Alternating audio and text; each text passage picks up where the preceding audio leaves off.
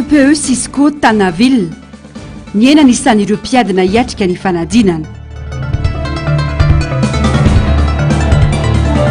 Pentecoste natao ho fanolorana ny voaloham-bokatra ho an'Andriamanitra.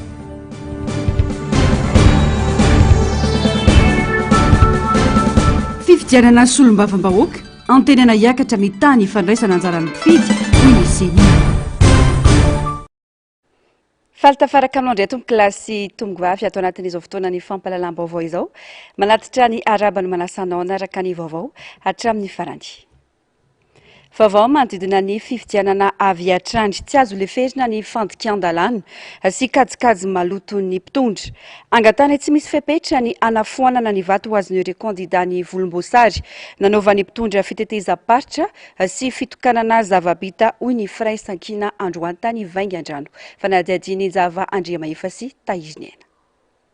Nanamafy ny mpitondra tenin'ny firaisan-kina Paraina Auguste fa mila mametra-pialana ny filohan'ny ACC sy ny CENI rehefa tsy asahana sazy sy andray andraikitra manoloana ireo fandikan-dalàna toy ny mpitondra amin'izao fotoana izao. Ka maro loatra zavatra atao sy mety. Nefa ny président ACC ny teny izy fa hoe zay manao sy mety eo izy ho saziny. Miandry anazy izao asa ho sazina amin'izay teo amin'ny fitondrana ity sa fagnabarbaragna olo avao. Ka asika sagneky zavatry akoitoa sanaka fa tena efa mihoatra tokony ho atao zavatry ataonary zareo zao amin'ity sy fagnara-dalàna ty. Tamin'ny conseil des ministres koa izy tena misy kolokolo sy fakahitana misy mitenena hoe omegny vola tamin'ny karama ho izy zay misetra amin'ny élection. Anatin'izany igny district préfet rehetrarehetra mikarakara élection ame fokotany. Ino magnomezana an'izany anazy asana an'izany magnino raha omegny koa dokotera paramètre infirmier mpampianatra zay miasa fa agny omegny hoe ataovina angalara vato. Nanamafy ireo fandikan-dalàna ataon'ny mpitondra amin'izao ny filoha mitantana ny firaisan-kina Androany raha nitafa tamin'ireo mponiny Vangaindrano. Tapena mava sy anaovana raha matahora avokoa izay mahasamy teny sy manatsikafana ireo titika maloto ny mpitondra hoy ny fanazavany. Mila mijoro isika nohatra izany hoy ny filoha Ravalomanana satria tany-tan-dalàna no mila petraka eto Madagasikara. Mitohy hatrany ny fandikan-dalàna atao izao fitondrana izao. Araka ny voalazany andininy fa 7 amin'ny lalam-pandrenana dia tsy mahazo miandany ara-politika ny fanjakana. Araka ny andininy fa 90 sy ny 90 amin'ny lalàna mifehy ny fifidianana. Lalàna fehy zoro 2024 para ohatra vanina 2018-008 dia tsy mahazo manao fampelezan-kevitra manohana kandida ny fifidianana ny mpitondra. Araka io andininy fa 3 ihany dia ino tsara dia voarara tsy azo atao ny mampiasa ny fananam-panjakana, ny fitaovam-panjakana, ny olo-panjakana anaovana fampelezan-kevitra anohanana kandida. Ny fandikana ireo lalàna ireo araka voalazany andininy fa araka voalazany andininy fa 20 dia foanana miaraka amin'ny vava ny vato azo zay kandida mampiatrano azy. Noho izany zany angatantsika ny fanafoanana araka voalazany président Paraina teo ny vato azo izy ireo. Ny avy eo Antsirabe tao Fianaratsoa hitantsika eo manakana rapitso manara-maso izahay ary nisy fanambarana nataon'ny communauté internationale ny Union européenne, ny américaine, japonais tamin'ny lakamisy teo laza hoe raha tia hanana député vanina ianareo mendrika dia aoka mba tsy andany ary tena hanatanteraka n'izy mpanajana tsara. Maro reo mpiasa-panjakana tsotra sy mpiasa-panjakana ambony no mijoro eo akaikiny eo mampiasa ny fahefam-panjakana. Araka ny andininy fa 120 ara ao amin'ny lalàna feuille jour 2018-008 io ihany mifehy ny fifidianana eto Madagasikara dia tsy azo atao ny manao fitokanana loza, tsy azo atao manao fitokanana. Iarahantsika mahita amin'izao tsika miresaka zao dia le olona namoaka an'ilay vaovao natao ino ty garde à vue any fiadanana. Hitanao zany tena manjaka mihitsy fampirorona ka tandremanareo tsara. Antsika koa tsy anaika tianaiky mihitsika tsy mahazo miravoravo tanana manoloana izao fitonana tsy manara-dalàna sy mampiatra herisetra izao ny vahoaka malagasy. Mila mandray an-tanàna no avy ny tsirairay mba ho firenena vanona sy mpitondra fatra-panaja ny lalàna no hitondra ny firenena ho arianao. Vaovao manodidina ny fifidianana izay ihany tsy hitovy tamin'ny fifidianana filoham-pirenena ny tany fandraisana anjara amin'ny fifidianana solombavam-bahoaka raha ny fiakaran'ny tany olona voasoratra anarana anaty listim-pifidianana izay ny farana tanteraka tamin'ny 15 Mey teo nojerena hoy ny mpampaka teny Voamera Malotena amisahana ny fifidianana na ny seni ankoatra ireo antoko politika dia anentana ireo olom-pirenena avitrika amin'ny fifidianana ho avy ihany koa ny seni. Asinandria Malala Manu Randria Malala. Antenana yakatra ny tany fandraisana anjaran'ny mpifidy amin'ny fifidianana solombavam-bahoaka ho avy zao hoy ny mpampiaka teny seni Soava Andriamaro Tafika. Efa hita taratra amin'ny fiakarany isan'ny mpifidy nandritra ny fanavozana isa-taona ny listim-pifidianana izay ny farany tanteraka ny 15 Mey lasa teo izany. Na izany aza dia mbola anentana ireo rehetra tsy ho verozo ka ho tonga andatsabato ny seni. Fanentanana aloha tsy maintsy misy ary mahatonga manatanteraka na le fanentanana na fanavozana ny mpifidy dia ny fieverana fa tokony isy ny fitombon'ny isan'ny mpandray mpifidy na ny mpandray anjara amin'ny fifidianana amin'izao fotoana fotsiny azange dia fahitantsika mety raisiko ohatra hoe le candidat tsy miankina na le mahaleo tenindreo zao sasany amin'ireo mety tsy nandray anjara ohatra tamin'ny raharaham-pifidianana filoham-pirenena fa mazoto izy amin'izao fifidianana solombavam-bahoaka zao dia na niavany akaiky na namany akaiky raha ohatra ka nalaindaina teo aloha mety mazoto izy amin'izao. Dikan'izay zany antenaina fa isa le fitomony ary na le fiakaran'ny isan'ny soratra anarana fanavozana isa-taona ny listim-pifidy ara dia ahitana taratra izany. Ankoatra izay dia nahazo fanofanana ihany koa ireo mpampiofana ireo delege ny kandida. Anisan'ny nampafantarana azy ireo tsara ho fantatra rehetra ho fiarovana ny safidin'ny mpifidy. Inona sy inona avy ny zavatra tokony ho fantatra mandritra ny androm-pifidianana satria ireo delege ireo raha tokony izy vao manomboka vao misokatra ny birafatatsambato dia efa tokony eo dia mandritra ny androm-pifidianana iny tokony anana ny zavatra heveriny fa tokony fantany ireny delege ireny dia mandritra ny androm-pifidianana amin'ny fotoana fanisambato ary eo amin'ny fomba izay ahafahana manara-maso iny voka-pifidianana iny. Zany hoe le zotra makany amin'ny SRNV ohatra roatra miainga ao anatin'ny birafatatsambato ilay vokatra rehetrarehetra dia tokony anana ny fahaiza-manomba an'izay fa tsy hoe hipetra-potsiny eo na hitanina ny fotsiny na rehefa tonga fotoanany hoe andraisana n'ilay anjaran'ny candidat amin'ilay firaketana tsotra le procès verbal dia izay vao tonga le délégué tsy izay fotsiny fa ny zavatra rehetra mitranga mandritra ny androm-pifidianana anatin'le bureau fifidianana dia tokony ho hitany délégué ary ananany fanamarihana raha toa ka hitany fa tokony hanao an'izay fanamarihana izay izy. Anisany nampiofana ihany koa ny fomba fanisana vato mba ahafana miala amin'ny savorovoro aorian'ny latsabato. Isan'ny antony mahatonga an'izao le fanofanana an'zareo zao mba hitovy zany ny fomba atao hoe fanatanterahana na ny fanisambato na ny famenoana le takelaka isa-tsokajiny izay hoentina mandrakitra ny raharaha rehetra mandritra ny androm-pifidianana iny na le procès verbal zany na ny fanisana vato sy ny sisa isan'ny antony naovana zao fiofanana zao. Raha ny atotanisana voaka ny seni hatrany dia sivy nisan'ny kandida betsaka indrindra amina distrika iray ary manodidina ny 4 kosa ny kely indrindra. Misy distrika 3 hafa ihany koa anjakana antokotokana akaiky ny fitondrana. Mandalo fotoan-tsarotra ny firenentsika ankehitriny koa mitaky ny fijoroan'ny vahoaka malagasy ho amin'ny fahamarinana ny onivy ny FFKM amin'izao vanim-potoana ny Pentekosta izao. Nilaza ihany koa ny FFKM fa tsy rotsaka anao fanaraha-maso amin'ny fifidianana saingy nanafatra ny malagasy tsy ho kivy na iraviravin-tanana. Nanafatra ireo kandida ihany koa ireo ray aman-dreny mba tsy hanararoatra ny fahasahiranany vahoaka ka hividy ny safidiny. Germaine Menjanary mbola avatsara no mitatitra izay vaovao izay. Mena ao anatin'ny fahasahiranana sy ny ady maro samihafa isika ankehitriny. Eo ny fahasahiranana vokatry ny fahantrano sy ny fitsondro-bidim-piainana isan'andro, ny ady amin'ny tsy fandriam-pahalemana, ny ady amin'ny kolikoly ary ny ady amin'ny fitsapana sy ny afakapanahy samihafa atrehina manokana. Ao kanefa tsy ho kivy na iraviravin-tanana isika satria efa nahazo ny fanahy masin'Andriamanitra amin'izao Pentekosta izao, izay tsy mba fanahy mahatonga ho kanosa na elo no omen'Andriamanitra atsika, fa ilay fanahy mahatonga atsika ho feno hery sy be fitiavana araky ny Timoty faharoa toko fafito andininy fafito. Aoka hitraka isika kristiana sy ny vahoaka malagasy eo ambany fitarehan'ny fanahy masina ijoro vavolombelona vaovao mahafaly eo amin'ny ankohonana ny fiarahamonina ary ny firenena indrindra ao anatin'izao vanim-potoana ny fifitianana sy olombavambahoaka izao ka analavitra ny korontana sy ny tabataba. Eo ihany koa ny analavirana ireo platsaka ofidiana ny fanararotana ny fasairanam-bahoaka ka hividin'ny safitin'izy ireo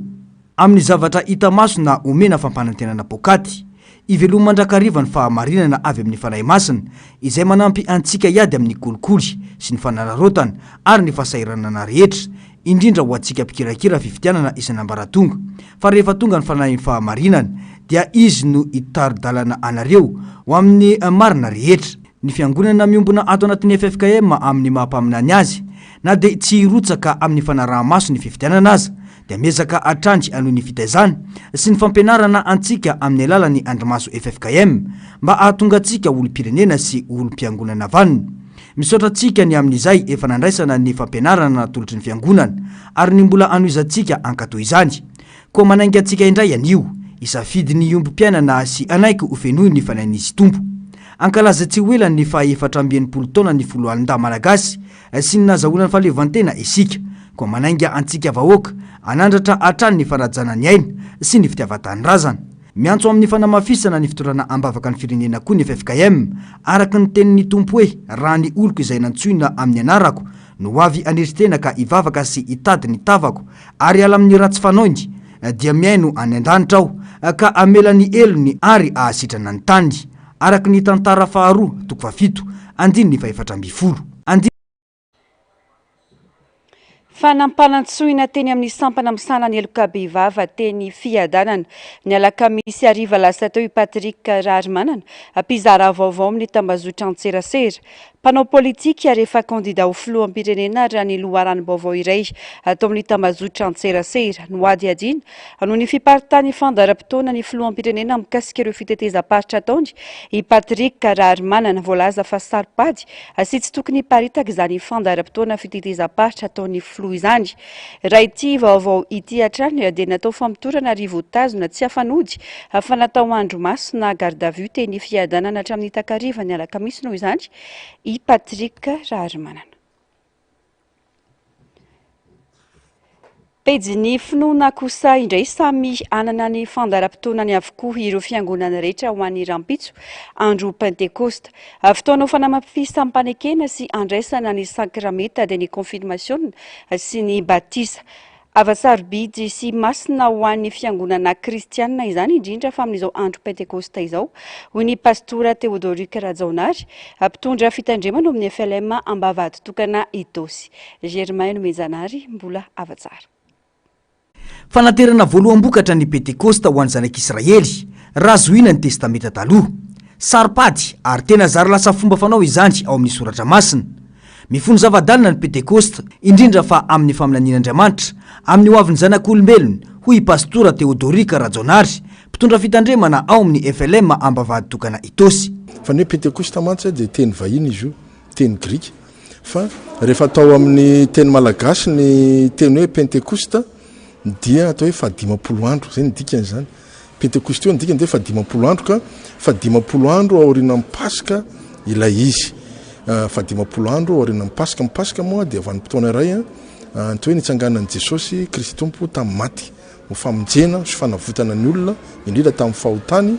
ka ahafahany miditra any amin'ny fiainana mandrakizay. Dia ny Pentekosta io dia fahadimapolo andro aoriana Paska fa taloha tao amin'ny testamenta taloha dia fa nisy ny hoe Pentekosta. Nasain'Andriamanitra natao zany ho fahatserovana nisy ny fanolorana ny voaloham-bokatra ho azy. Zany hoe na inona zany ataonao na miopy ianao na mamboly ianao na inona dia izay voaloham-bokatra rehetra dia aterina any amin'ny tempoly ho fisaorana an'Andriamanitra noho ny fikarakarana nandritry ny taona sy no fikarakarana indray ho amin'ny taona manaraka. Ka dia manao an'izany fety zany ny zanak'Israely taloha mba hanaterana izay voaloham-bokatra izay. Dia misy moa fiangonana ankehitriny dia mbola mampifanaraka an'izany ka fotoana fanaovana ny vokatra ao amin'ny fiangonana ka hanateran'ny olona izay zavatra vokatra ary ny aty amintsika moa dia mety satria fanakaiky amin'ny fahavokaran'ny vary zany dia mety hoe afaka manolotra an'izany koa ny olona hoe tia ny anjarako an'Andriamanitra amin'izay vokatra efa niakatra. Miova endrika ny voaloam-bokatra amin'izao andro ny testameta vaovao izao. Ny olona no vokatra satria ho mpanarato olona no nanirany Jesosy ny mpianany. Ohatra kaiky ny fanaovana batisa sy ny confirmation mandritra io andro io ho hatrany ny fanazavana. Fa ho antsika sady testameta taloha ny testameta vaovao dia manaraka an'le vaovao zany dia ny fanomezan'Andriamanitra ny fanahiny ho an'ny firehetra ariny koa ny vokatra satria mahavokatra tamin'ny latsaha fanamasina voalohany zao dia nisy vokatra be da be azo ny fiangonana olona 3 arivo tonga dia niarana atao batisa dia ankehitriny koa zany vokatry ny fanamasina zay dia tokony hoe azo olona betsaka le ateriny eo amin'ny fiangonana le ateriny eo amin'ny Jesosy le hoetitsika avy amin'ny tafika masina reny le avoangonitsika reny atao hoe vokatra hoetina makao amin'ny fiangonana ka miova endrika zany le vokatra lasa olona ndray. Raha ny fanazavana dia manana fandaharam-potoanany manokana ny eo anivony FLM ambavady tokana ho an'ny rampitso. Mazava ho azy fa misy ny batisa aloha zany vokatra lehibe izay raisina fa misy koa ny tena vokatra hoetin'ny olona izay atao vokatra atao amin'ny fiangonana sy atolona n'Andriamanitra ary amin'ny alatsinainy Pentekosta dia misy ny confirmation. Raha aminay manokana zany dia io ny vokatra voalohany eto amin'ny fitandremana vaovao eto ambavady tokana zany dia io ny vokatra voalohany dia raisina tena vokatra lehibe tokoa satria io ny vokatra ny ara-panahy. Raha ho an'ny rampitso dia samy manana ny fandaharam-potoana ny fiangonana rehetra eny fa na ho an'ny samy eo anivony fiangonana loterana aza ho hatrany ny fanazavana. Tsy ny rampitso ihany no isy fanimpom-pivavahana liturjika ho an'ny eo anivony ity fiangonana ity fa isany koa ny alatsinainy no safidiana manokana izany mba ahafahana mitaiza sy manabe kokoa ireo kristianina ao aminy raha ny fanazavana. Vaovao ny fampianarana ny ena mitata amin'ny taom-pianarana 2024 3 ireo mpianatra kilasy fady miatrika ny fanadina-mpanjakana voalohany CEPE eto amin'ny farim-piadidim-pampianarana Antananarivo renivohitra amin'ity taom-pianarana 3 ity. 7 sy 7 ireo iatrika izany amin'ity raha 2 sy 7 zany tamin'ny taondasa. Raha ny taremarika ny farim-piadidim-pampianarana Antananarivo renivohitra no manana mpiadina betsaka indrindra. Manaraka azy Atsimondrano izay manana mpanala fanadinana 7 sy 900 sy R1. 3 sy 9 sy 9 kosa ireo ny soratra anarana iatrika ny fanadina-mpanjakana voalohany ho an'ny faritany Analamanga izay tanterahina ny 20 Jona ho avy izao. Pejiny fanatanjahantena malagasy nahazo ny tapakila voalohany iatrika ny lalao olimpika 2024 ho an'ny Paris ny volana Jolay ho avy zao eo amin'ny taranja tenisy ambony latabatry Fabio Rakotoarimanana rehefa nahazo tapakila nandritra ny fifaninanana tao tany Rwanda Kigali nandavo an'ilay Tunisiana Wassim Messid i Fabio Maly tamin'ny seta 4-3 ifandona amin'ilay teratany nigeriana Olajide Omatayo kosa izy amin'ny famaranana tompon-dakana Afrika izy ary nivoaka ho sangany ao anatin'ny fifantsana ny lalao olimpika tanterahina ny Rwanda amin'izao fotoana izao.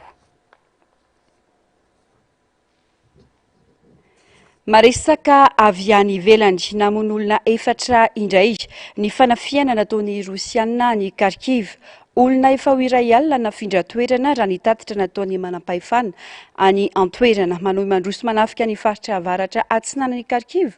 ary nandrava ny tanàn'ny Vovchensk ny tafika Rosiana raha ny vaovao fanadihadiana eo amin'ny sany France 24. Manohy mandroso manafika ny faritra avaratra atsinana ny Kharkiv ary nandrava ny tanànany Vovchensk ny tafika Rosiana nanomboka tamin'ny herinandro teo hatramin'izao raha ny vaovao navoaka ny manampahefana ao Ukraine. Ny sefatra namony ainy ary olona efa iray alina no voatery ny ala tamin'ny toeram-ponenany tany amin'ny faritry Kharkiv. Mitotaly 7,709 ny olona nafindra toerana raha nitatitry ny gôvernora Oleg Sinogubov herinandro mahery taorian'ny boa ny fanafiana Rosiana. Nampitandrina ihany koa ny filoha Ukrainiana Volodymyr Zelensky afa mety ho fanafiana dia voalohany ihany io ny tranga io. Nandositra ny miaramila Rosiana ny mponina ireo tafika ireo izay efa nahavita nandroso 10 hatramin'ny 10 kilometatra nanaraka ny sistany avaratra atsinanana talohan'ny fanakanana nataon'ny tafika Ukrainiana azy ireo. Nilaza ny gôvernora antoerana fa nahavita nanakana fanafiana indromy atoana ny tafika Ukrainiana ny trany alina. Voafehy ny toerara ary misy ny fisavana sy fiarovana ataon'ireo manampahefana any amin'ny faritra sasany raha ny fanamafisana.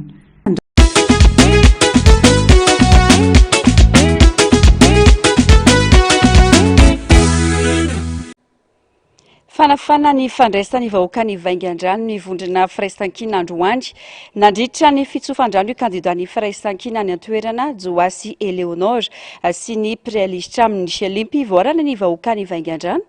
ka vonina iara-dalana amin'ny firaisan-kina horaintsika ihany moa ny mirakitra izay sary izay rehefa vonina ny sary ampitan'ireo namana mpanao gazety any antoerana fa ho any Mahajanga kosa isika ato anatin'ity fanadiadiana manaraka ity vahoaka marobe no resy lahatra noana sy miandrandra ny fanovana miaraka amin'ny kandida ny firaisan-kina larana faharoa amin'ny bileta tokana Afakandro Christian dia be namakivaky ny tanàna naraina kabary fampelezan-kevitra nanamariana ny androany ny fampitona tany antoerana sy nanome tsorano ity kandida ity ny avy amin'ny vovonana firaisan-kina notariny Rivo Rakotovao sy ireo solitena avy amin'ny antoko politika dimy anatin'ny vovonana Denitima APM ny prosite ny ary ny tsara taafina andeo aratsika vetrany ny makasika izay no mariana tamin'ny alalan'ny diabena makivaky ny tanàna ity andro sabotsy ity ho an'ny fahatany Mahajanga no porofon'ireo vahoaka tao antoerana ny fanohanana ny kandida ny firaisan-kina larana faharoa Afakandro Christian ny fahatongavan'izy ireo marobe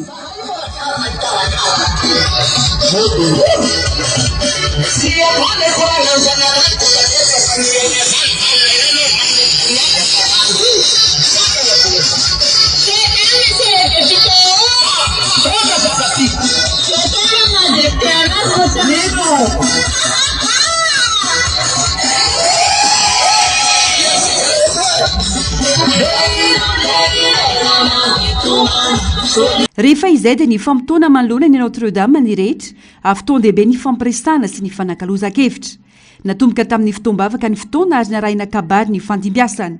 nanamafiny avy amin'ny tiako Madagasikara fa tsy manohana fa tsy ny kandida tolotry ny vovonana firaisan-kina mazava ny foto-kevitra ijoroana dia ny fanohizana antolony nampitandrina ihany koa ny mpandrindra ny antokony amin'ireo mampiasa ny anarana tokotiko Madagasikara amin'izao fifidianana solombavam-bahoaka izao Afakandro Christian larana faharoa no kandida hoanan'ity Mao Mahajanga karaha misy magnano sary mahola zany ny aketo araka ny reninay any fa zao maro ny raha azo hitadiavam-bola fa ny agnarana tokotoko asy tokotoko vady dia tsy azonao ambidy indesinao tadiavam-bola noho izany amin'ny agnarana tokotiko Madagasikara amin'ny mampandrina nasionaly any an-tompony tegna zay fa nagnano antsoavy tagny Antananarivo tamin'ny alalany anao Anjerimary zao ny antokotiko Madagasikara mivondrona ao anatin'ny firaisan-kina dia tsy manohana fa tsy ny kandida zay natolotry ny vondrona firaisan-kina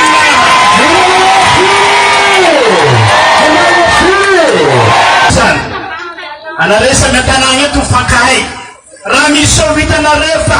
ifamosimosy na tomponandraikitra mivantana na ankorana tao agnatina tokotiko Madagasikara ka hitanareo miadidady fa mahatanga mamy fampilazana amin'ny alalan'ny tokotiko Madagasikara dia efa namany magnala ny tegnany anatiny antoko izy fanjarandraikitra anaty sy mitoetsaigny ananjy na tena makivatany any no mitona ananjy fa ny tokotiko Madagasikara dia tsy manohana afa-tsy ny kandida numéro 2 nanatsikafona ny tsy fanaran-dalàna ataony mpitondra amin'izao fotoana ny fampelezan-kevitra izao ny Flou National ny HVM ary nanaitra ny fitsarana avy momba ny lalam-panorenana manoloanjany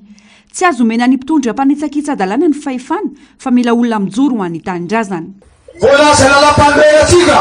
ary mila mahay azatsika mpanao politika mila mahaitsika vahoaka araka ny article 49 amin'ny constitution président république zany tsy président na parti tsy mahazo manao fitotanana rehefa amin'ny lera propagande ino raha atao présidence ao iny dia ino raha volany RCC tsisy ino izy zany raha mirovatsika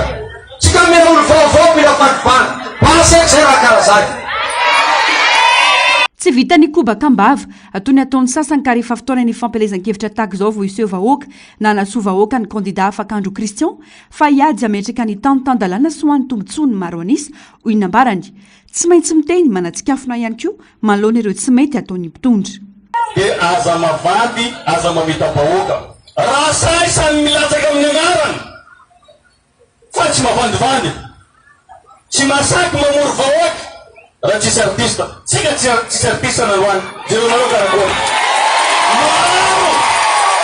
io no tena force tsisy artiste tsisy koveta tsisy vola fa vahoaka vonona tandresy vahoaka tandresy vahoaka efa nandoa ka tsy verina milohany intsony mason'olo mangetaheta fandresena mason'olo tsy ameko ambataina ambarao andreo tsisy raha hoaninareo amity mazava zay so de tetety angala bato hoe manadily ao nambarandreo afaka mamafa an'igny ankra igny hainay nareo hainay fikanareo hainay karazany alatra ataonareo tsisy lala koa io avy andao safidim-bahoaka anjaka tsy nisy solom-bavambahoaka teto fa solom-bavany mpitondra raha tsy nisolelaka de mamafakiraro fa mazenga tsy mila zay koa ampy zay rehefa tsy mahavita manompo atsika ariatsika tsy maintsy atao izay ampandresy ny kandida ny firaisan-kina amin'ny fifidianana isy ny fanovana eto amin'ny firenena mila ny firaisan-kina ny rehetra izany kandida lalana faharoa no tohanana hoy ny filoha-piara mitantana ny firaisan-kina raha valomanana marika raha niditra mivantana tamin'ny antso tariby nandritra ity fotoana ity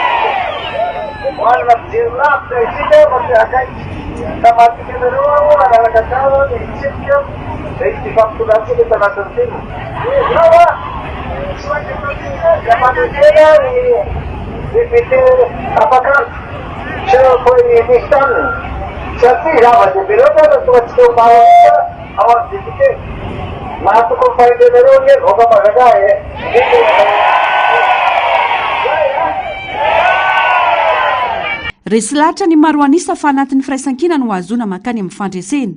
tanjona raha teo ny azona maro anisa eny amin'ny anteny meram-pirenena isiny ny fanovana eto Madagasikara koa satria efa vonona ny sary avy any vaingan-drano horantsika vetrany fanadiadiana makasika izay ny gadona teto vangain-drano ny vondron'ny firaisan-kina tarihan'ny Filomary Karavalomanana sy Paraina Auguste androany rehefa avy namakivaky ny lalam-pirenena fa 520 sy 12 iny tsy malavy tany tokoa ny fitiavan-tanindrazana ary tanjona ny ampandaniana ireo kandida ny firaisan-kina amin'ireo distrika misy ny kandida ny firaisan-kina Joasy Leonor laharana fahatelo ao anatin'ny bileta tokana no natolotry ny firaisan-kina eto vangain-drano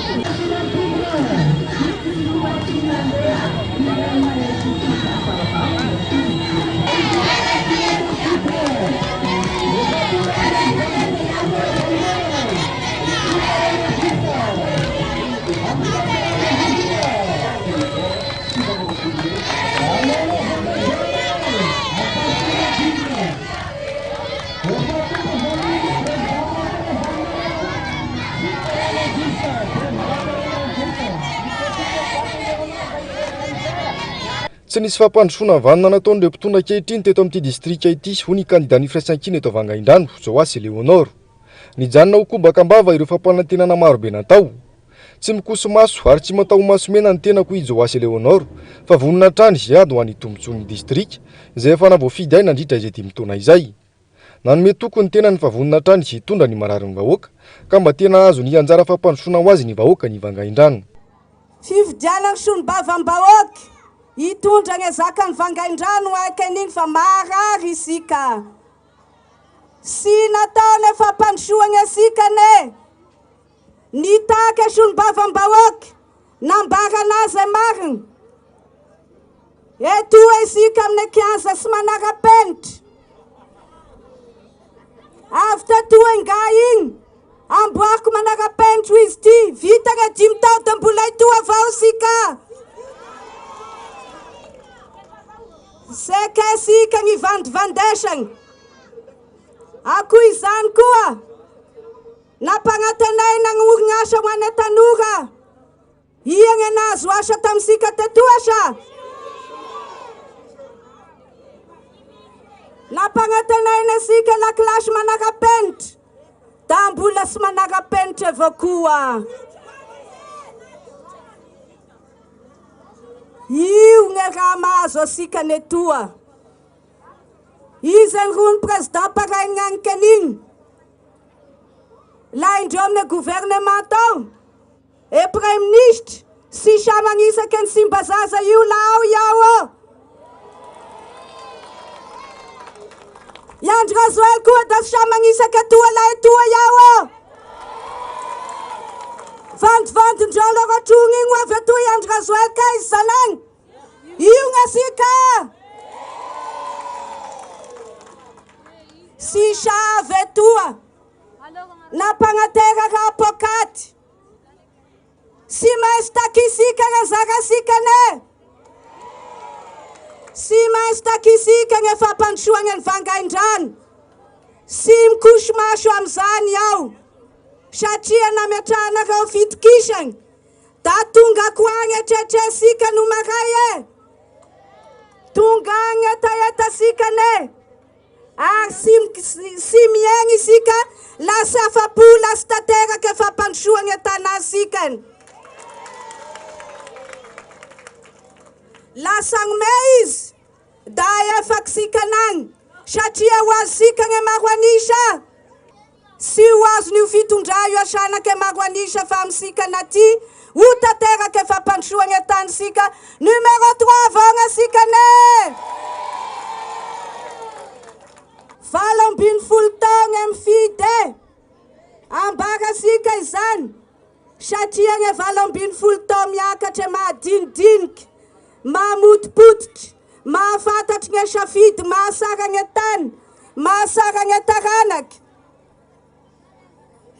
la 70 tao mihoatra isika da miazaka za amin'ny 29 mai mandasaka numéro saotre mampiavaka ity kandida ny firaisan-kina eto vangain-drano ity ny fahasahiny miteny sy manatsikafina ireo adalana toa ny fitondrana ankehitriny mila olona to azy ny firenena ho iparaina auguste ka mila ny firaisan-kina andrehetra hahafahana mampandany azy indray eto vangain-drano raha miresaka izy amin'ny assemblée mangigna apy ny finany premier ministre aza matahotra iditra amin'ny assemblée hoe aony Joash Léonor ko misy question 25 page ona questionnaire Léonor io zany député nampalaza gn'agnarasika ny vangain-drano etoa ary hay de mirehareha managna anazy io kisasika koa gn'ambilavilan'izay mampalaza ny vangain-drano sy magnanognano fatany gn'asany député tena hainy asika moko diso indraindraiky amin'ny veresaka gn'asany député sy magnano pont zany gn'asany député sy mizarazara raha gn'asany député efa nazavainy donasaka mazitako tamin'ny Facebook nagnazava anazy izay gn'asany député ka atao vo ity asika ty fa mampalaza ny vangain-drano hoe iza le madamo boriborokely mahitimaity igny député Léonor zay hitondra fanovana isika ho kosa ny filopera mitantana ny firaisan-kina marika raha valomanana mila mifidy ny rehetra ary mila mailo tsara amin'ny endrika fangalaram-bato ataony zao fitondrana izao zavatra roa ihany nangatahako za tsy be resaka tongava mifidy fa didy io amin'ny fasivy amin'ny 20 volana me etany ny olona manodidina esendrasetra maro isanareo be da be ohatry zao etanina dôly fa raha ohatra tsika vitsy moramora aminy zay ny voalohany mandeha mifidy dahôly tsy maintsy mandeha mifidy azonao zany faharoa amin'ny ariva tsy maintsy tonga dôly ndray miara-manisa vato de mijerijery eo zay ihany arovana amin'ny vato fa de davindreo avilivily reo anankiroa ihany tena zava-dehibe olona saiketo voalohany manetana ny olona rehetra resahana ny anam-piangonana resahana ny manodidina resahana dôly azo resahana nda hifidy azonao zany andefa olona ty zay ampanao formation maro zao vitany Tantanarivo tamin'ny eny Maly dia nandeha tao Fianaratsoa zay natao dia vandray a tsy maintsy tsy afaka hosa mihitsy anareo raha tsy malala lalàna zay hoe malala aloha dia mahay dia mavita mila malala nareo. Rakotr'olona teto ny toerana nanaova ny firaisan-kina fampilezan-kevitra tsapa fa mila fanovana ny vahoaka ny Vangaindrano ary vonona ny IRD amin'ny firaisan-kina. Ho fanohanana ny tanora mpanao fanatanjahantena teto Vangaindrano nanolotra fitaovana ho azy ireo ny kandida ny firaisan-kina teto an-toerana ny tanora tokoa mantsy no avy ny firenena hoy ny nambarany ka rariny raha toka tohanana sy omendanja.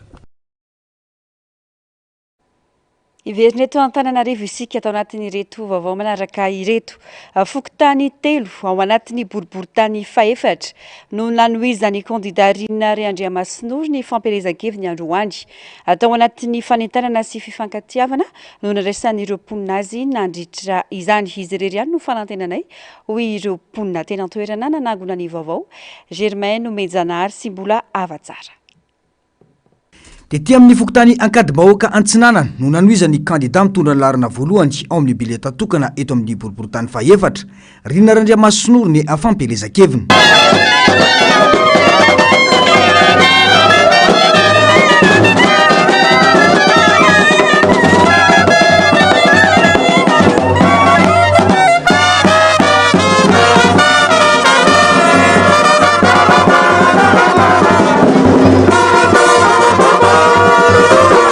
Matoa mahatra ny malagasy dia misy tokony andraikitra amin'izany. Tsy tokony ho tratry ny fitakin'ny fiatsaram-belatsy ny mpitondra intsony ny olom-pirenena malagasy mpifidy hoy ity kandida ity. Politika mahatonga ny fiainantsika ohatr'izao. Misy manimba ny fanaovana politika zao ary fonana amintsika mihitsy satria misy manao fanaovana politika zao mpitelany daholo ny zavatra misy rehetra ampiakariny ny vidim-bary ampiakariny ny vidina-menaka. Rehefa tonga izy avao mivaravary sy menaka satria tsy mahaviditsy ny olona dia mitiavana indray na sainy mitohaka. Rariny ve zany sa tsy rariny? Misy ihany koa amin'izao fotoan'izao fanananao zao ny taninao alainy fotsiny. Rehefa alainy ny taninao dia izy indray no mitsangana rehefa ve arovako nareo vahoaka malagasy nefa izy ihany naka ny taninao eny indray na sainy mitohaka hoe merci président. Zany ny fanaovana politika amin'izao. Misy mamotika ny politika atsika. Rehefa vao koa misy ny olona izy ny tsy mampandeha ny rano eto amin'ity boriboritany faefatra ity. Efa roa taona ny mpampi sasany tsy mandeha, ny basany sasany tsy mandeha. Izy tompon'andraikitra voalohany tokony hanao an'izany. Izy ndray rehefa vao mitondra rehefa vao miteny amboarinay ity teteza, amboarinay ity rano ity, amboarinay ity pompe ity, alefanao foana ny rano ity aminareo dia lasa koa tsika mitehaka rehefa vao asainy manao hoe merci président. Mety ve zany sa tsy mety? Tsika zany mila tonga sainy fa politika mahatonga ny fiainantsika ohatr'izao. Matoa tsika ohatran'io dia fitantanam-panjakana tsy mety. Misy olona tsy mahay mitantana. Inona moa ny fahefana tsy am-pahatana zao fitondrana zao? Anana ny fahefana manao lalàna satria izy efa maro anisa teo. Nandroso ny fiainanareo teo sa tsy nandroso? Nefa fa izy menakavy ny tao. Tsy izy lalànareo tao tsy nisy tena lalàna anankiray eo ka hoe toeriny mpanohatra dia tsy hany na hoe tolo-dalàna nataon'ny mpanohatra dia lany eka nanimba ny firenentsika. Fa ny lalàna rehetra natao tao hatramin'izay dia ny mpitondra ny mamola vola lalàna dia izy ny manatanteraka azy ka nandrosotsika fa tsy nandroso. Noho izany mila mijorontsika amin'ity fifidianana ho avy ity. Tsy mila solombavam-bahoaka hisolo tena ny fanjakana isika satria ny fanjakana efa nampahatra atsika nandritra an'izay filoteny izay. Azonareo ilay izy dia mila mijoro zany tsika zay no ataoko hoe tsy mahazo miloha politika tsika satria miezaka misy manimba ny politika eto. Ny mpanao politika zao lasa mampiasa an'izay fahefana zay mampiasa ny politika ho an'ny tombotsoan'ny tena manokana fa tsy amin'ny tombotsoam-bahoaka. Ny fanaovana politika nefa dia zao olona maromaro mitovy hevitra ary hitady zay tombotsoan'ny besany maro. Zay tokony hoy izay fa tsy hoe alainao ny fahefana ampahantrainao ny vahoaka dia ny olona ndraindray tsy mahalala an'ilay izy tsony. Eritreretinareo tsara mandeha zay nitsidika fokotany dia simba le lalana eo amin'ilay fokotany. Io lalana eo amin'ny fokotany io nefa mandohety nareo, mandohety isika. Tokony anjaran'ny commune manamboatra ny lalana io. lalana amin'ny arabe rehetrarehetra na tsisy na mijiry tapaka na ndrano tsy misy tompona ndraikitra voalohany amin'izany ny fanjakana de rehefa venefa anao mandeha amin'le fokotany de tsy hain'ny olona le izy de ozy le olona hoe ny anao ola zay manao an'ity lalana ty ny fidonao na izy na izy toika amin'izay zany zareo avy nanimba ny lalatsika tsy nikarakara ny lalana de amboariny le lalana de ohatrany hoe nandeha zavatra izy fa inona nataony nandritra zay 12 taona zay tsy am'izay izy vo hiteny hoe amboarinao ny lalana fa isika tsy maintsy mijoro manoloana zay de farany efatra de zay hoe manentana tsika rehetra tsika mamily tena ho an'ny firenena tsy ndrovy no avitsika tsy androanao nakory any fiainana tadio zay fijalina azo atsika taona maro zay tokava mifidy amin'ny 29 mai ho avy zao fidio any candidat numéro 1 natolotry ny atokotiky Madagasikara sy ny firaisan-kina itsika tsy maintsy mijoro ninonina zakatsakana aseho amintsika na de reny fisamborana tanareo reny fisamborana indro misesy reny satria efa miteny zavatra tsy mety zao de na ianao asamborona na amirenana dossier de gadraina zany ny zava-misy ianatsika zao ary raha tsy mifotsika menakavy raha tsy mitsanga antsika de tsisy ray bitsony ho an'ny taranakitsika anarina any ka manentana anareo efana didy tsy naharitra ireo vahoaka ka namboraka ny alahelon'izy ireo tamin'ity kandida ity isan'izany ny Tsindrasolena mahazo ny mponina eny antoerana eo amin'le vidim-piainana tena midangana be le vidim-piainana amin'izao nefa zay ny asa ataonay asa tselika de mba ahoana mihitsy moa tena tsy rariny le izy zao fanomboatsika azy aloha mandeha fidy hoatsika zao zavatra mahazo atsika zao efa teneny koa fananinan-pahantraina ny vahoaka na fananinan-pahantraina na olona tsy mahay ninina amin'ny tantanatsika de afahantsika manova an'izay a fifidianana minoana tsy hamitaka anareo vahoaka sanatry ny vato sankarana sankarana efa tonga sikolonina tsaboy zay areo zao mamotsika eto Madagasikara nareo teraketondray manana tany tany filalaovanay io tany filalaovanay fanaovanay zomba io tano zao nefany a tsisy tsonona izy de tsy mety lasa tanana ka taninay nefa mba eo filalaovanay début 1991 teraka teto malahelo zay samy malagasy tsika na ny tamy malalaka ilalovanay ary tsisy tsono hoan'ny tanora lasankarana ny tanànanay en plus zany tsy makala olona zay a fa ny olona tokony mitondra eto fokotany oestakadimbahoaka re tompoko zanatany oestakadimbahoaka tsy olona étranger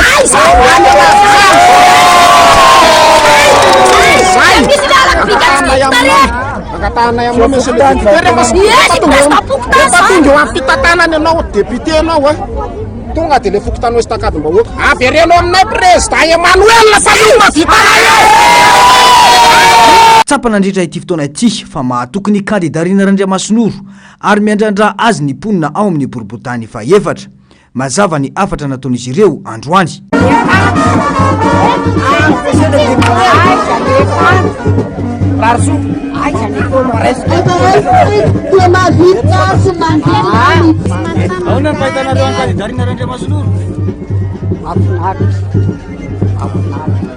yato avahoaka tsika fa ndao mahimily fahana manavitra avahoaka aza mifidoranja tsony ara mbo efa te hiadana anaiza eto Madagasikara za mifidoranja tsony ny azo aninamotana ny dia ny reto mpanao fampelezan-kevitra kandida akaiky vahoaka mahay mifandray aman'olona Irina Randriamasinoro ka azo antoka sy azo ametrahana fitokisana efa hita raha teo ny ady nataony teto amin'ny firenena ho iatrany ireo mponina mila mifidy isika ary arovy ny safidy hoy kosa ny kandida Irina Randriamasinoro tsika vahoaka mahay miray ina tsara ny fotoana ity satria raha vao tsy miray iny tsika de mbola hitondra zay fijaliana zao tinytena ary efa manomboka mombony zao ny pression satria hitanareo fa zay ny tena de samborona za zao efa indrony samborona ka lefa ataoko ahoana moa nijery atsika rehetrarehetra sahirana lava ohatry zao foana izy andray mijoro tsy joro ny tena de mijoro da afahana mandesy atanareo ataotsika reo iny efa misy zao ny firaisan-kina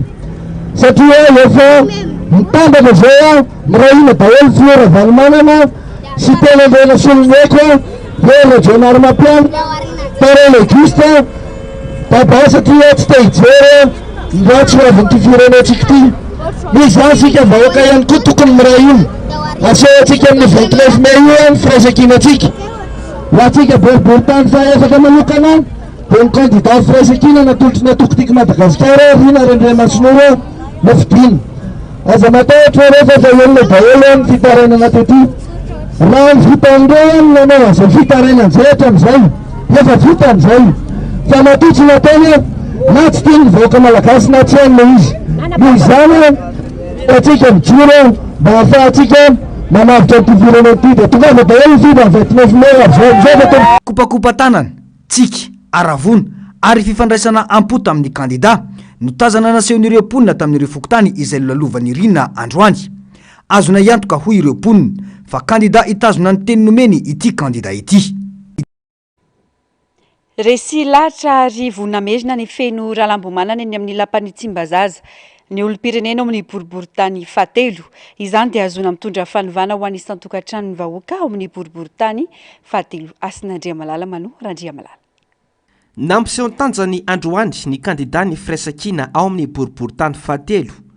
resy lahatra ny mpifidy ao amin'ny boriboritany fahatelo fa ny kandida tokana afaka mijery ny fahorim-bahoaka ny kandida ny firaisan-kina feno rahalambomanana sy ireo mpirailisitra aminy miavaka ity kandida ity noho izy efa navita be tao amin'ny boriboritany fahatelo tsy afozany vahoaka ny boriboritany fahatelo azy ny fanaovany asa soa hatramin'izay na solombavambahoaka azy izay ary antenaina hoy ireo olotsotra nanaovana fanadihadiana ny itovizany izany ankoatra ny fijereny no mahasoa ny vahoaka eny anivony anteny mera-pirenena tiaka ty hanovan'izao fitondran'izao inona no tena andrasanao any amin'ny député feny zany efa tonga amin'ny assemblée izy eny any anatsara ny fiainam-bahoaka tsara ny fiainantsika vahoaka malagasy fa manahoana ny fiainanareo amin'izao amin'ny ankapobeny hatramin'ny 2009 nakaty dia nitotongana inona natonga anao resy lahatra amin'ny député feno zay zao ny tiako Madagasikara foana zay hatramin'izao dia manohana anazy izy mahavita asa sosialy eto hatreto aloha dia manohana anazy foana zay inona ny tena andrasanareo amin'ny député feno io asa sosialy io dia mijery ny olona rehetrarehetra izy madinika rehetrarehetra asan'ny tanora fianarana indrindrindrindra inona ny tena hitanao hoe mampiavaka ny député feno par rapport amin'ireo candidat hafa reo asa sosialy izy tsy mikely soroka mihitsy amin'io asa sosialy ataony io nenena mitondra madinika na ny ankizy kely raha vitany ny asa sosialy eo atsika dia numéro 5 any atsika eto amin'ny firaisana fahatelo tsy miala amin'ny firaisan-kina tsika mila fiovana fa tena leo fahatana vehivavy tsy anazy zay mila fiovana tanteraka mila ovaina zany le jeriny hoaviny tanora izy androany dia nitety tanàna tamin'ny alalan'ny diabe namakivaky tanàna ifeno rahalambomanana sy ireo mpirailisitra aminy nandresy lahatra ny vahoaka androtsabato azy niporifon'ny vahoaka ny boriboritany fahatelo fa mbola mendrika ny iverenana ny feno rahalambomanana eny amin'ny lapan'ny Tsimbazaza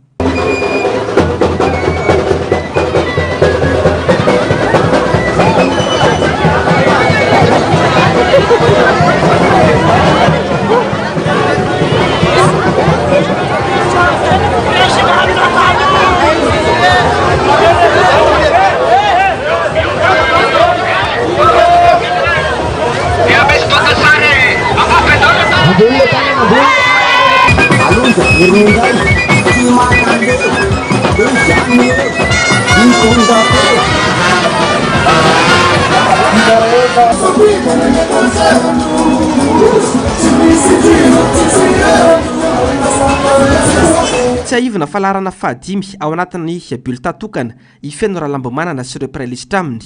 tsy maintsy averina eny amin'ny antemera-pirenena ity kandida ny firaisan-kina ao amin'ny boriboritany fahatelo ity hoy ireo mponina mba ahafahana manala marina izao fahasaranana izao nanotrina ny diabe androany ihany ny filohany antoko politika madio Albon Rakotoarso Fokotany telo dia ambody vonikely Betafo ary Anosy Vavaka no nanaovan'ny candidat Totosoa Andriamampandry izay isha candidat tolotry ny firaisan-kina amin'ny boriboritany fahenina ny fampelezan-kevitra tamin'ny ity sabotsy ity ankoatra ny fampelezan-kevitra dia androany ihany koa no nanomboany asa izay fanampanantenan'ny vahoaka atao ambody vonikely manadihadiana roapolo andro taorian'ny fampanantenana dia androso tamin'ny asa fanatsarana ity tetezana eto ambody vonikely ity ny kandida osolombavambahoaka Todsoa Andriamampandry androany. Tetezana izay isan'ny nampitaraina ireo mponina izy io ka nangatahany ireo mponina ny anamboarana azy ary izao ny roso izao ny asa fanamboarana. Tsy ambody vonikely ihany fa ireo fokontany iraika amby telopolo dia samy nahazo ny anjarany avokoa hoy ny kandida Todsoa Andriamampandry. Raika amby telopolo ny fokontany eto eto Ambohimanarina efa nisitraka avokoa. Ndraiky amby telopolo fokontany teto Ambohimanarina. Na resaka bassin zany, na popy, na lalakely, ary fantatro ny vahoaka zany na ny didipotra fao be. Isa taona amanarivony maimapona tsy tapaka mihitsy miaraka amin'ny malabary sy ny kilalao misy olo dehibe ary mbola noforainay teto Ambohimanarina iza nanao an'izany zareo eraka zao tontolo zao. Raha misy atsaraina koa ary dia io dokotera anao an'izany iza nanao an'izany Ambohimanarina hafa mihitsy miaraka amin'ny député Todsoa ary zay nitiavany ny vahoaka nahako izay mbola tsisy nandritra ny 10 taona mahery natao teto Ambohimanarina. Kory maimapona ho an'ny CP, BPC, baka miaraka amin'ny polycope isa taona tsy tapaka mihitsy iza ny navita an'izany. Mijoro zay sa navita an'izany sy nanao an'izany. Ny cours anglais maimapona, ny teny allemand, ho avokoa ny teny sinoa, ny informatika ho an'ny zanavahoaka, mifanampina ny tatsaha ary zareo ny député eto Afrika no mijoboka tambary sy manalatsikafa ty amin'ny tenda kely. Ianao rehefa député zany tsy miaikitsaingitra, tsy miavinavina, miara-miosina amin'ny vahoaka, miara-mirona amin'ny vahoaka, fa ny tena dia manana ny fanetretena ary dia miaraka amin'ny vahoaka zany ao anatin'izay. Ary zao zany dia samy teny fa dia tsy amelana ity ary tsy amelako ty ratsy potro Ambohimanarina. Taorian'ny fanomboana ny asa fanamboarana ny tetezana teto ambody vonikely dia androso tamin'ny diabe namakivaky tanàna. Niazo ny fokontany ny anosy vavaka ny kandida Todsoa Andriamampandry sy ireo mpanohana azy nanao ny fampelezan-kevitra. Tonga hatrany amin'ny fokontany Betafo izany. Nanamafy ny kandida Todsoa Andriamampandry izay mitondra ny laharana fahaenina ao amin'ny boriboritany fahaenina fa tsy maintsy azon'izy ireo ny bodro amin'ity fifidianana ity. Fa zava-dehibe androany koa dia amanjatony ny mpitarika TGV no mivadika ary niova nanaraka ny lalana fahaenina ny kandida ny firaisan-kina teto Ambohimanarina. Isa-pokotany zany hatramin'izay nisy foana nisy 10, 20, 20 fa androany amanjatony no nijoro ary enitsika gabany fa ny teny zareo fa hoe efa leo amin'izao fiainana zao leo amin'ny fitangan'ny vidim-piainana, leo amin'ny antsozay, leo amin'ny fampanenana pokaty izay natao ary leo amin'ny ty hoe tsy fananana azy ty ary tena hoe mitsy totongana ny fiainan'ireo zareo dia tapa-kevitra ary zareo zany ary tena reo mpitarika amanjato mihitsy zany no naneo an'izay firaisan-kina izay miaraka taminay zany tao anatin'izay. Zany hoe raisina mpifaliana izy ary ny Todsoa Andriamampandry moa sy miaraka amin'ny docteur Miarsoa sy ny ekipany dia tsy manavakavaka ary tsy manilikilika ary resy lahatra zareo koa nahita ny fanasoavana izay nataon'ny tenanay nandritra izay 5 taona na solombavam-bahoaka izay nahita ny asa sosialy, nahita ny folo-drafitr'asa izay natao maro isan-karazany ka anatin'ny tao nataon'ny fahoriana ny vahoaka nafahakiviana dia ny tena korery no tonga fa reo kandida reo zany tsy nisy misy nandray andraikitra sy nampahery amin'ny fianakaviana natao fahoriana nafahakiviana io na fifaliana io fa ny tena indray zany lasa misy olo vaikiny akanana niaro ny vahoaka ary nanao ny asany mpanatanteraka tsy fidy mihitsy aza ny tena noho izay tsy fandraisana andraikitra izay dia nangataka ny tetezana mory zareo dia natomboka le izy dia hita hitantsika angambany amin'ny sary fa dia natao zany tetezana zany ary nangataka kory zareo hoe efa nanao ianao fa mbola misy lalakely tsy vita dia nambarako indray hoe rehefa voafity izay ka ho podro ny tanjona dia ho tanterahana koa zany lalakely izay mbola tsy vita ny commune urbaine Antananarivo sy ny mpanatanteraka izany. Mitaona ny vahoaka n'Ambohimanarina ny kandida mba anamarika ny vato laharana fahaenina ao amin'ny bibileta tokana. Miantso ho an'ny fiarovana ny safidy amin'ny androm-pifidianana ny 7 ny volana May ihany koa ny tenany. Député Andriamampandry Todsoa miaraka amin'ny docteur Miarsoa reo mazava mazy fa tsy maintsy podro dia tany daholo ny fianakaviana amin'ny 7 ny volana May laharana fahaenina ihany fidiny ireo ny atsika hitanao tsara fa olona mahafinaritra sarika mahavita be ary tsy miambo manana tambary fa rehefa manetsa dia hitany tompony tompo kilasy tompo vavy ka zao ny avatra amintsika dia ireo izy ireo hitantsika moa député Todsoa izay ray aman-dreny mahafatrapoa ny raiky amin'ny telopolo fokotany na vy tany asa sosialy daholo zany ary etany koa moa andrema dokotera Miarsoa ny efa mpanao ihany koa ary efa saika lany satria olona tena mamy ka teka mavazy raha tompo kilasy tompo vavy fitsidihana isan-tokantrano tao amin'ny komina Ambohidrapeto no nentin'ny kandida firaisan-kina amin'ny distrika Natsimondrano nanohy ny fampielezan-keviny androany andro tsy fiasana rahateo ny andro sabotsy ka maro ireo nanarady azy tamin'izany tena toerana Asin'Andriamalala sy Manoro Andriamalala. Efa manana tolo-dalàna entina iadiana amin'ny alatra tany izay tena manjaka ao amin'ny distrika Natsimondrano ny kandida ho solombafambahoaka natolotry ny vovonana firaisan-kina Voangy Raramanarivo. Mba tena ho an'ny malagasy tokoa i Madagasikara fa tsy ho an'ny mpanambola mahitahita intsony ka mba anjaka eto amin'ny tany malagasy. Ny mampiavaka ny député Voangy zany dia le député Voangy vonona saha ary tena hoe azony olona antoka zany fa azony anterana zany tsy atahorany hoe tsy hitondra ny teniny fa tena hoe hitondra ny teniny ady ny tombontsoam-bahoaka mihitsy zay le izy mampiavaka ny député Voangy zay fahavononana sy fahasahiny zay. Ina zany tena priorité ho an'ny député Voangy rehefa tava vera amin'ny Assemblée nationale? En priorité ho amiko aloha zany satria araky ny nandanana rehetrarehetra tany dia mitaraina ny olona dia tsifitsiny rano sotro madio, ny jiro tapaka lava, ny tsy fandriam-pahalemana dia ny ady tany be dia be misy mangala tany dia iny moa zany efa hoe anaovanay volavolan-dalàna mihitsy atolo-dalàna ho amin'ny hoe mba hanamorana ny famondrana ny tany amin'ny tompony satria tena hoe eto Antsimondrano zany dia boky rovotra be dia be mandeha any amin'ny domaine ny olona mivezivezy be mihitsy amin'ny fikarakarana ny taniny dia indraindray maty le olona nefa rano tsy mbola voafindra ihany ny taniny dia zay zany tsy maintsy anaovanay tolo-dalàna zay mba hanamorana ny famondrana ny olona amin'ny tany sy fanana tany io ny erovana ny tany ho an'ny tompony ho an'ny vahoaka malagasy fa tsy angoron'ny mpanambola na mangalary ny sasany fotsiny ho an'ny vazaha. Tsapa tao anatin'izay fitsidihana isan'ny tokantrano natao izay ho hiatrany ity kandida ny firaisan-kina ao Antsimondrano ity fa tena manitra ny malagasy. Tsapa ihany koa ny fahadisom-panantenany ireo vahoaka. Ny zavatra tsapa zany dia ny vahoaka zany dia miteny hoe zay tena leo zay sao dia ohatran'le teo aloha anankiroa reny fa leo zay dia zay ako ny samy hafa zay mihitsy ngely alohantsika manova dia leo aloha zany ny olona leo an'le zava-misy rehetrarehetra teo aloha dia faharoa manaraka zany ny zavatra tsapa tena latsaka lalina anaty fahantrana ny olona tena hoe mahantra tena dia zay hoe ohatrany hoe matsiaro misy fanantenana zany olona hoe mba misy député vehivavy ohatrany hoe zany vonona iady ho an'ny tombontsoan'ny tombontsoa iombonana tombontsoa pirenena ary vonona ifanampy amin'ny zareo amin'ny lafiny rehetrarehetra dia manana fanantenana ny olona ary dia tsapa aloha zany hatreto fa dia ifidy ny numéro 4 zay lalovanay rehetrarehetra. Manentana ny vahoaka Natsimondrano anorotsaka ny vato ho an'ny larana faefatra moa ity kandida ity. Manentana ny vahoaka Natsimondrano ifidy ny larana faefatra amin'ny bulletin tokana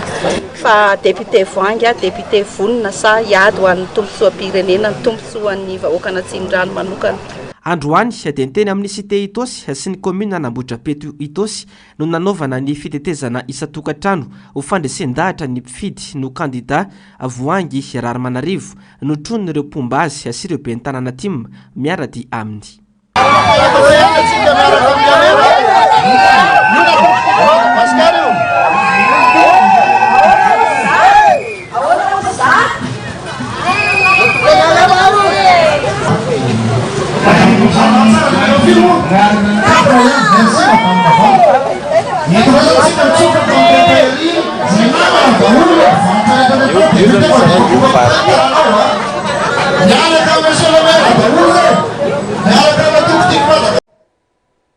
leo fahantrana ka vonina ny ponina ao anatin'ny boriboritany fahady miampy izay 10 taona ny aina tao anatin'ny fangiry-firina izay ataovy ny safidy ho an'ny larana fatelo fetrara lamozafy-mololona sy Girivo Randrianarisoa ny fanentanana sy ny antsoantso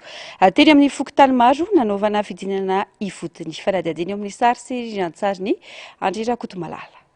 Miaingy fotony vahaolana afahana manafitra ny vahoaka malagasy azona antoka izany sy ianona ny feon'ny vahoaka midina ifotony eny amin'ireo fokotany maro ny kandidany firaisankina ao amin'ny boriboritany fadiny nanomboka tamin'ny fotoana ny ando ho an'ny fampelezan-kevitra ka hatramin'izao ary toy izany ho an'ny tombontsoa ny besiny maro olo ny asa fa tsy mpanao kobaka ambava tahaka ny fitondrana mijoro ankehitriny ny kandida fetra lamozafy-mololona sy Girivo Randrianarisoa tsy janao piany fotsiny ihany fanao ny asa araky nametrany lalàna azy ireo dia ny anao lalàna mifanaraka amin'ny etaentany ponina eny fotony. Miara-miasa tsika ary voalany zahay teny efa fanaonay zay olona miasa dia tonga zahay dia manampy anareo mitondra ny teninareo ary amin'ny lalàna mifanaraka amin'ny etaentanareo fa tsy mpitondra teny fitondrana ka isilelaka anao iavolo foana dia nareo nefa ao anatin'ny fandrana mitovy ihany sika mianakavy ilany fahantana ry zareo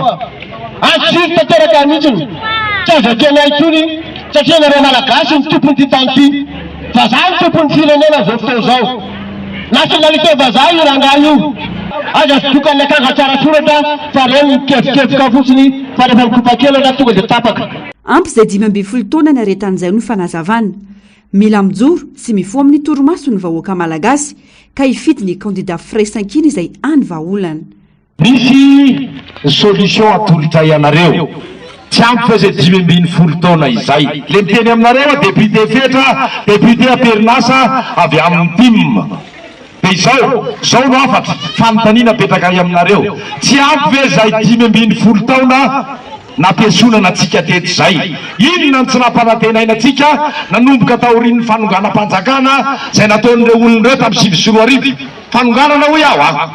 fa tsisy fifidianana teto tamin'ny 2024 nahatonga an'ireo teo amin'ny fitondrana fanonganam-panjakana ny dika an'izay dia izao no teninay aminareo zay manolotra vahaolana firy le solution trois le solution atolotra anareo mbola tsy namitaka anareo izahay. Taoriany teny Ivandry Ambojatovo Farango ny toy ny tsidika ny fokotany Ambohida sy ankadindramamy ny kandida firaisankina fetra lamozafy-mololona sy Girivo Randrianarisoa larana fatelo andro any niaraka tamin'ireo vahoaka maro resy lahatra. Tapitra ny fampalalam-baovao mankasitraka anao tongokilasy tongoavy nanaraka ny vaovao hatramin'ny farany hoarahinao misesy izao kosa ny fandarana Global News any ako ny fampelezan-kevitra ary ny horonan-tsary mitondra ny lohateny hoe Astérix Obélix ary sampana fampalalam-baovao tongokilasy tongoavy mametraka ny veloma mandrapitafa indray veloma tompoko.